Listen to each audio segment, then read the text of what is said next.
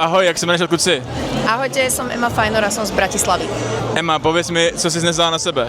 Ja som si dala taký gotický street style s prvkom rúžovo-fialovej, pretože to bola podmienka dnešného dress code. Dior kabelka, takéto sexy heels s priesvitnými pásikmi, úplne že gangsterské baggy jeans, do toho mám nejaké motívy krížov a takéto ksena náramky a koženkový korzet, aby som bola na túto firemnú udalosť aj trošku sexy, aj fashion, aj nie too much. Prozrať našim sledujícím, pro ty, kteří to neví, čím se živíš? Som influencer, pracujem aj v televízii Joj, účinkovala som dlhodobo napríklad v projekte Nákupné maniačky a verím, že som vtipná a ľudia ma majú radi a teda pôsobím na internete. To, co děláš, je to tvůj dream job?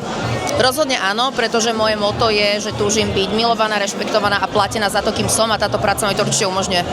Co bys vzkázala nějaký třeba mladý fanince, která by jednou chtěla mít takovou kariéru jako ty? Určite nabrať gule, zahodiť hanbu a nestratiť hlavu a mať ten úsudok taký, aby si naozaj následne mohla stať za čímkoľvek, čo povieš alebo urobíš, aby si sa seba nemusela potom hanbiť o pár rokov.